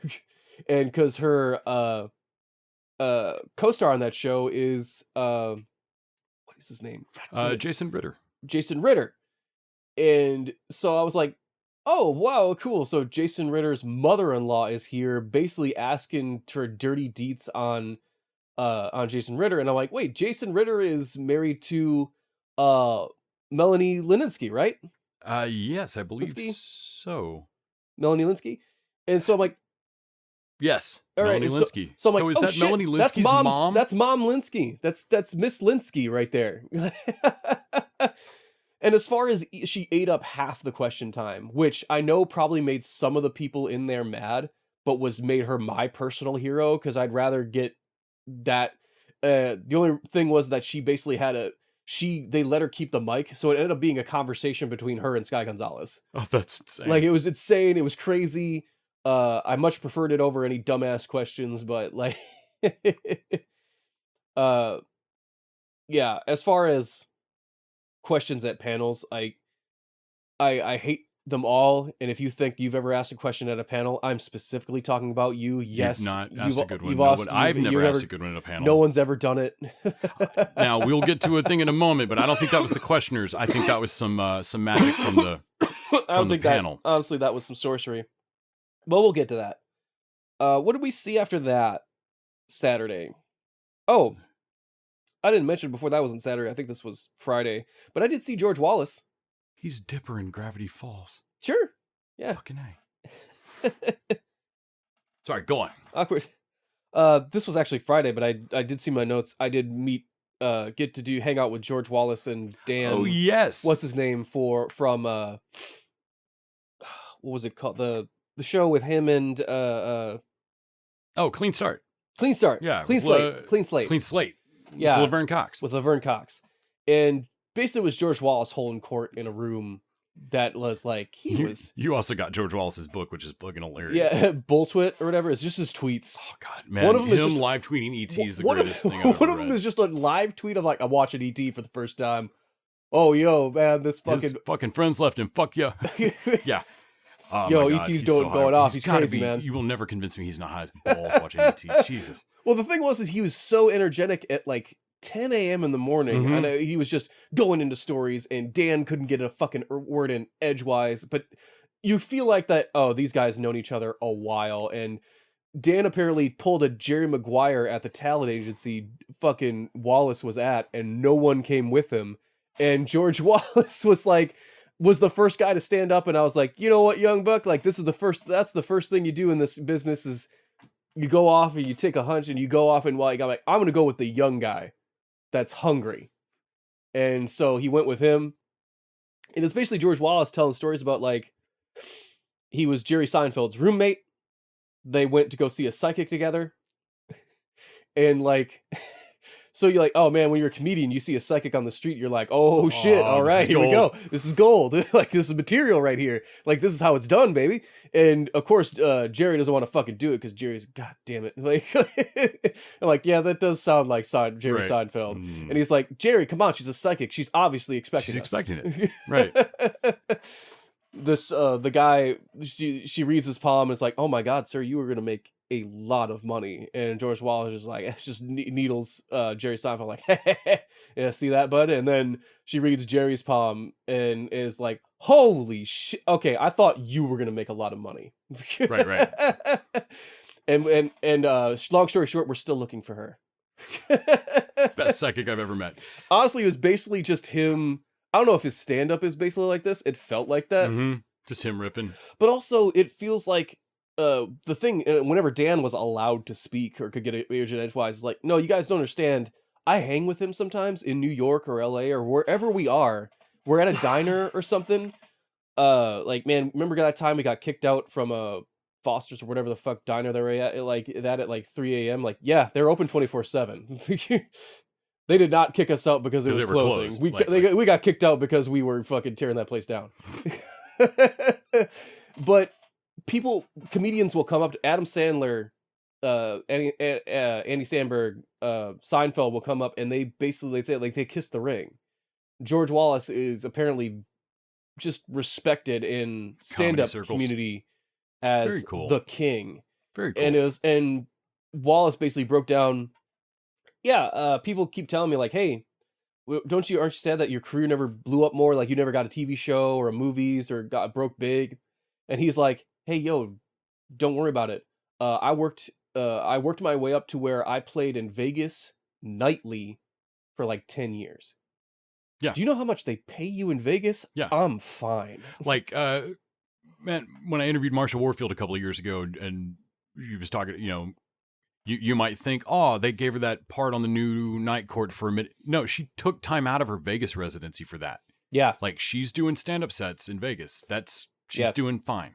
No, like honestly, she might have lost money. Yeah, like I feel like Hacks might have taught some folks that. Yeah, like no, man, I'm in LA. Make it worth my while. Patton Oswalt was like, no, man, they paid me an obscene amount of money to like, and yeah, he said like, yeah, and whenever Jerry and them like go to a spot and they mention like, yo, it's not fair that no one knows, like people know our names but they don't know your name, George, and it's like. Yeah, but also I can get up and take a piss right now. Right. I can go to diners. Can you go up take a piss right now, or you got to go grab your bodyguard? Like we're in public, I can go rock a piss right now. Yeah. And it's basically the level of like he is secure, he's fine, he loves where he's at, and dude who's very happy with his life. That's fucking awesome. And so he was just really cool dude. I want to watch more of his stand up. I don't know how much of it is available, but Saturday night we went to the Mad Men Revisited. That was a cool ham panel with a side of slattery. So I actually had not watched a lot of Mad Men. I've watched a lot of Mad Men. It took me a long time to get through it. So when Mad Men dropped, I had a roommate who was torrenting like the internet. But you were trying to quit smoking, right? So I watched the first season smoking cigarettes, and then season 2 started, and I was trying to quit smoking. I just had to quit watching Mad Men. Everybody I've told that to, that's why it's like, oh yeah, no, man, you can't do that. It's a lot of smoking. And sure enough, man, Ham talks about in the pilot episode, somebody counted it. He smokes like 72 cigarettes or something like that, and he talked about like you're in a built set at like 9 in the morning, and everybody's just smoking cigarette after cigarette, so the whole place is just full of gross marshmallow root fake cigarette smoke. Yeah, they're fake cigarettes, but it's like, so there's not tobacco in them, but also still, like it's a hot fucking. There's not nicotine, but also it's not great. I bet it damaged. Also they said that the fake scotch they were drinking was oh man, rather than an ice ball, it's like an ice in there. It's an onion. Well, no, he's drinking gimlets. So he's drinking. It's a martini with a cocktail onion instead of an olive. Yeah, but so the vodka's not real. So the martini's just a glass of water. Right. But the onion's real. Why is the onion real? I guess it looks right on camera, but God damn it. I cannot imagine. Like, can you? So just know that John Slattery had water, onion breath, and fake cigarettes all the time. Oh my God! For 10 years of their lives. Any kissing scene, like 35 to 45 or so. But Ham talked about on the first few days the other like the young buck actors that were like, I want some real cigarettes, and he was like, yeah, let me know how that works, dude. Let's work out for you. Like by day 2, they were fucking yellow. Like just sallow and sick. Him talking about doing the flashback scene in season 1 of World War II and Dick Whitman getting blown up and everything. Ham separated his shoulder, cut his head, and I think he cut his head in a separate instant, but he got beat up that season. But he separated his shoulder and broke his hand. Right. So the scene in season 1, I think it's in season 1, when Peggy gets the promotion to copywriter, it's really mostly to fuck Pete over, but they have a big meeting in Don Draper's office to congratulate her and everything. And he's like, He's like, I told her, it's like I told Lizzie Moss before the scene, hey, they removed my cast right before this scene so my hand would look normal, but I have broken my hand. Please don't shake my hand for real. When my character's gonna reach out and offer you a handshake as one of the boys, please don't really do it. Oh yeah, of course. Yeah, got it. Sure. He was like, she laid a met the president handshake on him. Like, got it, buddy. And he was like lightning struck him. And he hit the ground. And like, oh my God, I forgot. Oh my God, I forgot. Oh, God damn it. I'm so sorry, I forgot. Every fucked up story they told was hilarious. That was the wording of it. I think what was funny was like, I'm so sorry, I forgot. But they all talked about how great it was working with Moss, how just Ham and Slattery seem to really get along, and both seem to be pretty chill guys. I didn't realize that Ham taught a year at his high school, taught Bo Williman, and taught Ellie Kemper. Yeah, that's what they know each other. Yeah, well, he really likes his high school. Weird Q&A moment when that dude busted out a yearbook. Yeah, but yeah. Hey, we went to high school together. Oh, but no shit. And it was like not which one are you? Oh my God, you are. And also, like, it's not a big thing of like other celebrities. You might think like, so what? I don't care. But like Ham was like, you're on the swim team with me. Jesus, holy shit, you're Eddie. Ham likes his high school. Like, that's where he got. He was a scholarship kid. Yeah. It's what showed him that acting was a thing. All of this was a thing. So he really likes. I thought that was really cool. And any other festival, that would have been the highlight of that day. Well, John Hamm is so good in person. Oh my gosh. Again, nobody has a good Q&A question. If there were good Q&A questions, I would have stepped up and asked Ham and Slattery when I get another Fletch movie, because they were both in Confess Fletch. Yeah, absolutely. Oh man, his story about like, actually they forgot to tell me I got the part. Yes, they didn't tell him you had Don Draper. Like, they had this huge long meeting where they're all just chatting around him, and he doesn't want to ask. And then they're going down an elevator, and he's like, "So, did nobody tell you got the part?" No, motherfucker. That feels so. Maybe it's just because I watched the studio, but like, man, that feels like someone oversighted. Like, everyone decided this, and yet no one told the fucking actor. Oh, really? Oh, okay. Well, but yeah, that would be. In any other fest, that'd be the highlight. But we saw after that Bill Lawrence and Friends. So Bill Lawrence and Friends is Bill Lawrence, showrunner for Scrubs, Shrinking, Spin City, Cougar Town, Ted Lasso. God, there's others. I think he did Drew Carey Show, right? I'm not sure. It's just so much shit. But yeah, and he's also got a new Steve Carell show coming out here pretty soon. That's right. So he brought Phil Dunster, who's Jamie Tart. He brought Brett Goldstein, who's Roy Kent. He brought Zach Braff, who is Scrubs on Scrubs. Mm-hmm. He Scrubs. That's the only Family Guy joke I consistently remember, is that he Scrubs on Scrubs. JD on Scrubs. And then Josh Hopkins from Cougar Town. And then he dragged along Charlie Clive, the only place you can possibly know her is a UK show called Pure. Yeah. And she's going to be on the Steve Carell show. And it seemed for all the world that he remembered that fact after she walked on stage. And went, oh damn, no one knows you here. This is 1,000 people who just don't know who you are. So sorry, Charlie. So here, man, Charlie was definitely like, this was not a setup from beforehand. She's legitimately like, she looked pants shittingly terrified. So Bill Lawrence, she said like, hilarious. She was like, I have a friend down there I was going to visit. Like, oh yeah, hop on the plane with me. And you could tell that Bill Lawrence from that moment decided, hey, I got a panel with Bill Lawrence and friends. This will be hilarious. This will be really funny if I bring you that no one knows you. Yes. No, you're a friend of mine. You can tell Bill Lawrence just thinks this is hilarious. And also, I'm not going to tell you until like an hour before we do it. Right. Because she definitely didn't know until. Right. And I like. Well, they literally sent the announcement out in the app that day. Yeah. No, she did not know until the last minute. And she was, and obviously like, oh, I mean, I just flew you out here on my own dime. I guess you don't have to put you up in a hotel, but sure, you don't. I guess you don't have to do the panel. Like, there's definitely like a God damn you, Bill, and only because Bill thinks that's funny. Yep. And like, no, I obviously know who she is. She's Charlie something. Yeah. I mean, she's a friend of mine. She, I want to say Charlie. I want to say Charlie. God. So everything out of Bill Lawrence's mouth is funny. I don't know how that's possible. And then he definitely is the guy that if you are if you're loyal and he likes you, he is loyal. Because the Bill Lawrence and Friends is not this panel. It seems to extend to his career. Yeah. He has dragged along, like they said, the guy that is in charge of all post-production for Shrinking, Ted Lasso, Bad Monkey with Vince Vaughn is also him. All of those shows is the post-production PA from Scrubs. Okay. So like, don't fuck up and work hard for Bill Lawrence and you will always have a job. Josh, the actor from Cougar Town, talked about like, yeah, man, my career just goes through a lull every once in a while, and then I'll see Bill Lawrence on my phone, and I'm like, wait a ring. Just wait. No, God damn it, it can't go to voicemail. What's up, Bill? Hey, what's up, Bill? No, I'm just, what's going on with you? Not much. No, like he was falling asleep during the panel, but also my gosh. Everyone. But also, I think it's a bit. It all felt like a bit. Everyone on the panel, they are comedic friends or whatever, because like everything is a bit that can be worked in and everyone can work it on the fly. Yeah, he's fallen asleep, but also he is like, yep, what's up? And like shit.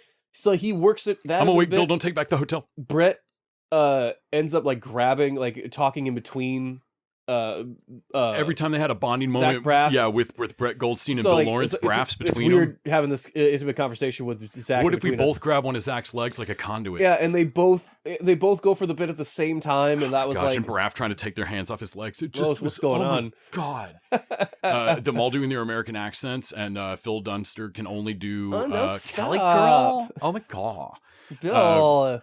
Yeah, they also. Them telling their favorite books and Jamie Tarr just I can't read. But then again, they're all comedic and good because like they don't mealy mouth it or anything. I can't read, and he looks straight at Charlie and like that's all I'm saying. Move on. Move. I felt better and better. I was so tired when that panel started. Bill and Zach Braff were and Brett Goldstein were the ones that were talking the most at that panel. Everyone else chipped in eventually, but they worked their bits and they knew what to hit. And when they hit, they were funny. Yes. Also, the entire Shrinking Writers panel or writers room was like 2 rows ahead of us. I think Brett Goldstein even revealed, like, because I was wondering, like, man, this feels like a big thing for Bill Lawrence. Like, aren't you running 2 shows right now? Right. Why the fuck are you Right. Like, it turns out it sounded like he made the Shrinking Writers room write an entire episode in the hotel the night before. They were in the row in front of us. Yeah. Yeah. And or 2 rows in front of us. Because those 2 women would not move. Those people wouldn't move. That was a weird thing. That was weird. Yeah. It's awkward. They got a lot of staff to make those 2 folks move. Yeah. Like, I know you can feel the reserved plastic laminated sign in your back. Come on, guy. Because the press reserved stuff ended up just being one thing there and everything in between. Those all had a reserved sign on the back. And not for press, like for the Shrinking Writers room. And it's because he wanted to point to them. They needed to be in the middle of the room. Because he's going to point to them in the middle of the show and do a bit. Because there's not enough room to bring another 5 people up here. So we saw that panel. We also saw Bill Lawrence and Zach Braff talk about just making television the next morning. Yeah. And funny both times. They were hilarious friends. It's great. All that stuff's gold. Both times Bill Lawrence pulls off a fest miracle twice. Couldn't believe it. At the end, there were so many people lined up for the Q&A, like 24 people, like 12 on each aisle had to be lined up. They got through a fairly reasonable number because the questions were already shockingly questions and pretty on point. But it was still flowing along like a normal Q&A. And then they ran out of time at the big Bill Lawrence and Friends. But Lawrence wasn't standing for it and looked at the moderator and went, no. We can rapid fire. We can just, come on. We can just bullet point, just clip through them. Come on, let's go.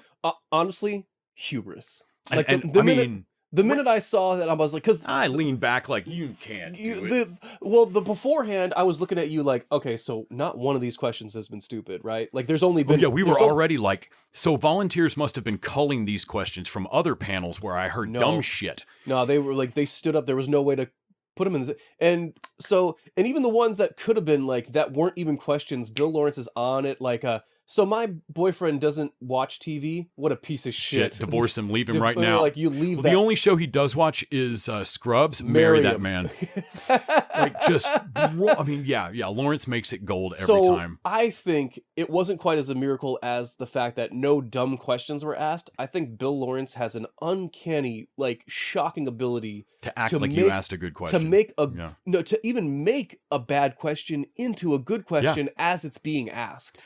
Because he then goes like one side, other side, one side, other side. And I One mean, side. he's given bullet point answers, which for him are just funnier. Also, like zingers. He pulls off a trick I've never seen before. He cuts people off in the middle of their question. Is like, so I think what you're saying is this, and answers. And your bullet point answer is Apple TV money. Moving on. Boom. When he normally like he does that without it feeling like he is cutting them off and being a dick. No, it feels like he's like, "Oh, no, I I'm got getting you. through these. This is why you're getting to be part of it. I got you. I got you on this. I'm gonna help you out. They did every question, everyone standing in both aisles. Yes. And not one of them was a groaner like, oh my god. No, not a bad question in the bunch. It was well, gold. Everybody that he said like, okay, rapid fire, everyone else kept their answers. Those ones were legit like, oh, they're actually keeping their questions short. No, yeah. Everyone played the game. Wow. I have never in any festival seen anything like it. I don't think and it's then ever I happened. saw it again the next fucking morning because it's just a Bill Lawrence magic trick. What happened? Because the next day he did the exact same thing on Sunday. Oh, we can get through a couple more. Fucking crazy. Well, apparently Bill Lawrence, like, Brett Goldstein was like, hey, tell him what your fucking dream job is. Like, oh yeah, I want to host a late night show. Oh, he would kill. Yeah. And Brett Goldstein's like, oh man, I wonder what could you possibly do? And Hollywood, I don't know what's standing in the way of your dreams. So then after that, you cruised on to after our next morning one with just Braff, you went over to the Future of Queer Storytelling, and I checked out Collaborative Casting, which was a bunch of casting executives. Problem with sincerity. Look at us when you say it. Man, one of the questions that Bill Lawrence thing was that I'm a therapist, and we're not going to unpack the whole problem with sincerity thing, so I'm just going to get to my question. Right. It's not good. It's not good, is it? We'll move past it. We'll move past it.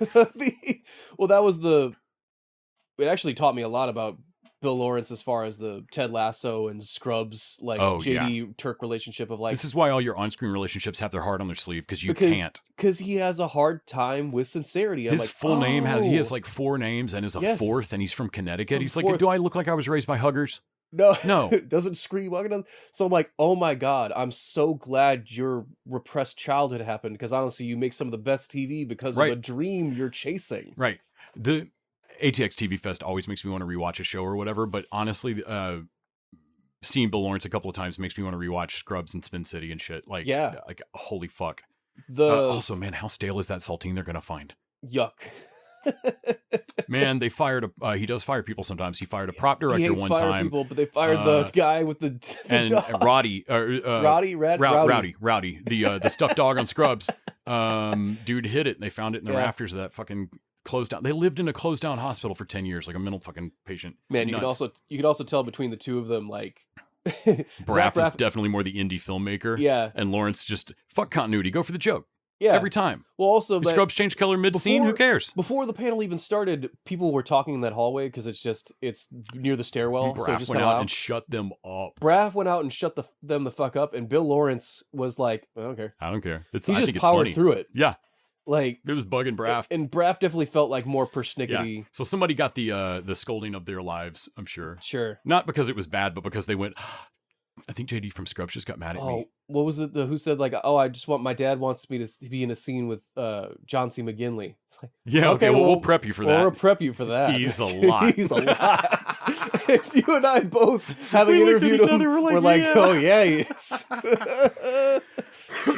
So the casting panel was cool. Again, gets to the root of what I love about how fucking nerdy some of the panels are at this thing. Because I mean, again, like you're a nerd and you're looking around going, all these people are nerdier than me. Fuck. Yes. You went to the Future of Queer Storytelling, right? Which had folks from Unreal, Dan from Hacks. Yes. That was interesting in the fact that one actually did talk about the future of gay storytelling. Eventually, most of it was just about the past of like all these older men.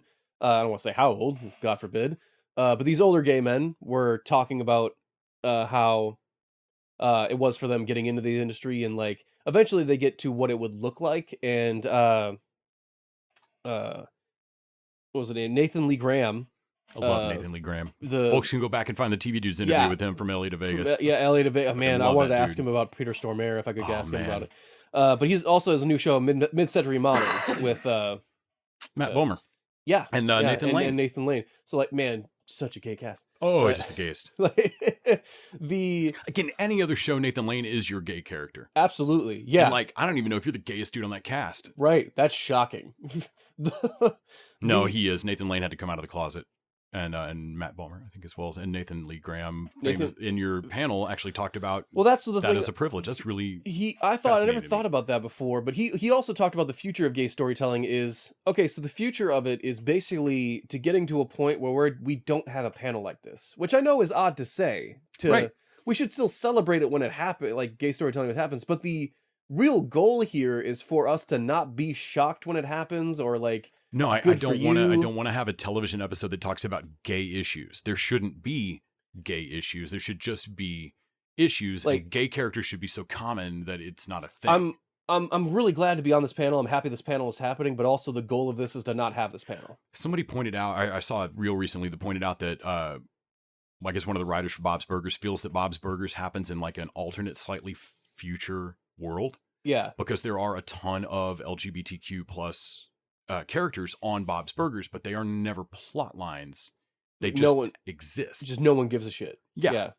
And I was like, damn, subtle. Yeah, they mentioned a couple other shows that were like, where just gay people showed up and that was not a big storyline. And like, actually, that's honestly the dream. Yeah. But Nathan Lee Graham was talking about a privilege that he had, like, hey, so not just white privilege, is a thing you don't realize you have. I have a story about privilege. I was never closeted. I was always open because I had a family that who you grew up with, where you grew up, and I lived in a place where that was fine, and I lived in a very supportive family. I didn't really know that it was going to be a big thing for me in Hollywood until one of my professors in school was basically like, so you got to decide right now whether or not you want to be open about who you are, or if you want to try and go for straight roles. But I'm going to tell you right now, you might make more money, but it'll be harder because you're going to try and be lying on top of a lie. Yeah. And I thought that was interesting. But he's like, yeah, but also, I never had to struggle with a thing that a lot of gay people, especially my age, had to struggle with. Mm-hmm. And it helped me in my career. It's why I'm here, and a lot of other people probably are farther behind, because I never had to do a whole 20 years where I was trying to hide that I was gay. Mm-hmm. And I think that hurts a lot of young gay actors in their careers, honestly. And I thought that was a pretty cool way of looking like, oh, privilege exists in all sorts of places, not just where you think. Yeah. Yeah, I thought that was cool. And then we saw him later. Yeah, Nathan Lee Graham and Dan Bukatinsky and Jeffrey Bauer Chapman, all three were in the closing out thing we did, which is the thing I was looking forward to all weekend. Yeah. The Golden Girls script read. So last year they did a couple of Norman Lears. They did Maude and Good Times with a cast read. The year before they did, because they had almost the whole Cheers cast here, they did a Cheers table read, which is super cool. That's right. The clean slate was actually supposed to be Sanford and Daughter. Oh. But Norman Lear was like, the meeting was like, that, okay, I'm not going to give you Sanford and Son. I'm giving no one Sanford and Son. But that's a good idea. That's a great original. And they were talking about like, dude, that never happens. Like that never, like you never go into like, oh, let's make that an original idea. What? Right. Man, you just got to love Norman Lear. But yeah, Norman Lear is definitely if you're going to do script reads, I feel like the Norman Lear like era's fucking tight. Catalog is a good pull. So this year they did 2 Golden Girls episodes. They did the pilot and which is weird. 26 or something. Yeah, something like that. So the 26 is like the second episode they did is gay friend episode. Because they have a gay cook in the pilot. And I had forgotten that Coco exists in the pilot. Right. So Nathan Lee Graham read all the stage action, but in the pilot he's also Coco. Blanche enters. Fucking love Nathan Lee Graham. Oh man, every word out of his face. Blanche is like exits. I went up afterwards and told him how glad I was to see him. And also that he looks great. Oh my gosh, what is his skincare routine? He's like, I'm so glad you came down here and told me that. I just needed to hear that today. Yes. Actually just looks phenomenal. So Pamela Adlon was Sophia. Yvette Nicole Brown was Rose. Carrie Preston was Blanche. And Constance Zimmer was a perfect B. Arthur. Honestly, all Dorothy. that casting is pretty fucking great. Spot on. Yeah. In the first episode, we've got Blanche about to get married and maybe move out and break up the gang. And so Dan Bukatensky plays Harry, the guy that's scamming her Seems along. early to try and blow up the premise of the show. I kind of like the idea of blowing up the premise as a way to, like, risking blowing it up as a way to explain the whole premise to the audience. Yeah. Because I was like, you don't see pilots start like that anymore, but also it's why nobody rewatches the Golden Girls pilot, because it's weird compared to other Golden Girls episodes. Yeah. So then in the second episode, we got Vella Lavelle from Crazy Ex-Girlfriend as Jean, the gay friend. Yeah. And both these episodes were really fun. The table reads are always odd. Nobody moves around. There's no blocking or anything. Though Pamela Adlon and Constance Zimmer hammed it up and were a blast. Falling asleep on each other. But it's table read feeling natural is always going to come down to, like, speed of the actors and whether they prepped it. I noticed from the photos, like the official ATX press photos, that Nathan Lee Graham is in a completely different outfit. I noticed because he wears very striking outfits, and I was like, that is not the green dashiki you were wearing, sir. And so I know that they had rehearsed that through. That to me, it showed in a good way. No, that honestly, this could have been very stilted. You need to do that. Honestly, have you ever seen the voice actor script reads? Every once in a while. So those are, I want to say those are, they don't script read, I don't think most of them script read it beforehand. I think some of them, if I had to guess, I think Tara Strong and who's the guy that plays Wacko? God damn it. Jesse something. Yeah. But those two, I'm like, okay, these guys read through the script. I would beforehand to prep, because they are on fire the whole time, and I think they do that on purpose. But it shows to me again too that it's a different skill set reading from a script, like and reading it one cold or at least even practiced. But everyone on there was on and with it, and there was a woman in the row in front of us that about halfway through it broke her, and everything tickled her after that. and I would be annoyed, but honestly, like, the whole crowd was laughing, which is always fun. It was quite charming. But, like, watching this lady in front of us just get broke down by this was, like, I've never watched the Golden Girls, but this actually made me want to watch an episode of Golden Girls. Just the fact that, like, there's a lot of zingers, and B. Arthur and Sophia seem like they could be repetitive characters, but they aren't. No, well, so this is what I call the Ninja Turtle rule. Yes. Yes. Something happens and you look around. People mentioned this all weekend whenever they were talking about sitcoms. Yes. The making an audience feel smart. Yeah. A joke happens and you look around the room and you know how everybody will react. Right. But not specifically what they might say. But so yeah, Blanche is going to say something kind of slutty. And Rose is going to say something kind of dumb, but sweet. And I know how all the dwarves are going to react. Yeah, and so, like, that's, and I'm like, I liken that to the, like, it's very much all the 80s. Smurfs, all the whatever. It's very much the, like, okay, well, Donnie's gonna say something about doing machines, and Raphael will say something cool but rude. Leonardo's gonna go, guys, come on. And he's trying to lead them to another thing, and then of course Michelangelo's going to be the party dude. Right. Like, everyone has their assigned thing and role, and like. And they even had like at the end a Facebook, like, which B. Arthur character, which Ninja Turtle are you? And like, and I love the other what was the guy on the end? Was it Jeffrey Dan or is it Jeffrey Bauer Chapman? That was like, I think I've got 4 white women in me at any given time. Yeah, at any one given time. That seals right. Oh God, what was Bella Lavelle? Was like or somebody was like I tell people that I'm a Rose, Sun, Blanche, Moon. Like she did it as a horoscope breakdown. I was like, fuck. It's like, why is Golden Girls like so prevalent and kept in the popular zeitgeist? Like, it feels like the gay community has really kept it live. That was Dan Bukatensky. He nailed that. And he had a great answer, which I was like, well, it's a bunch of catty bitches. And like, I would have had the very stereotypical, like, like, it's a stereotype for a reason. He had a great answer about found family. Yeah, it's about found family. Yeah. And I was like, holy shit. Damn, you're right. Yeah, none of those people are related by blood. They're just hanging. Except for Dorothy and her mom. That's like, right. Sophia's her mom. But again, that shouldn't be part of your friend. Like, it is found family that these women like each other, and it's them against the world. And, and like, yeah, no, that formula's rock solid all the way back to the beginning of time. Also, who was it playing Sophia? It was the voice actress. Pamela Adlon. Yeah, Pamela Adlon, Bobby. And as far as that's my purse. I don't know you. That's my purse. So, yeah, I'm a slut. I'm a slut. But everyone was cast great, but Sophia was like, oh my God, this is kind of like... And she was B. Arthur in Maude last Yeah. year, but honestly, Constance Zimmer was the right choice for B. Arthur. Pamela Adlon was the right choice for Sophia. Like for her, just her... Meh. I do wish this episode had a picture this. Sicily, 1550. like the way she'd always do these fucked up flashbacks. So that wrapped up our Sunday and wrapped up our fest, and then we kind of just cruised home.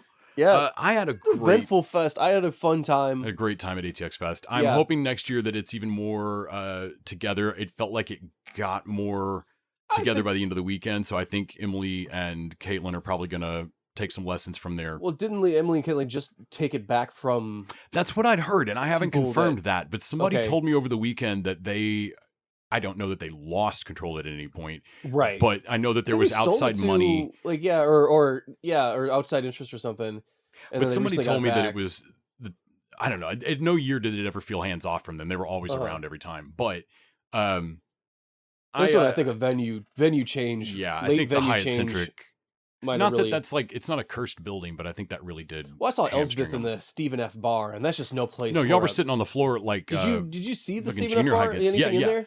Like, I peeked in during that panel. Okay. Yeah, man, y'all were all just in I was crisscross applesauce on the fucking floor, man. I was hanging out, standing room on the side there, and man, we got to be better at choosing our fast passes too. Yeah, so next year we're definitely going to do our fast passes a little different. But overall, man, I had a great time. Randy, I think, paid for the camp badge. He paid for his camp badge, which is a little over $300. But with 4 days of programming, unless you are day parachuting in for Andor, if you will get up, go downtown, and pop into a panel, if you've got a minute, whatever it is, you will find yourself with some fucking crazy moments. Meeting celebs. I mean, I just turned around and like, hey, Steve Zahn, nice to meet you. Well, I had to make fucking Vanderbeek. Man, I'm trying to get to the bathroom here. Get out of my way. I had to ask Adrian Palecki to move away so I could go to the bathroom. These are the things that happened. And across 4 days, you're talking about like $75 worth of... You too can ask a celebrity to move so you can reach the bathroom. Indeed, at ATX Fest. That's what we did. But I think until next time, that's probably going to do it for us. So until next year, guys. TV Dudes out!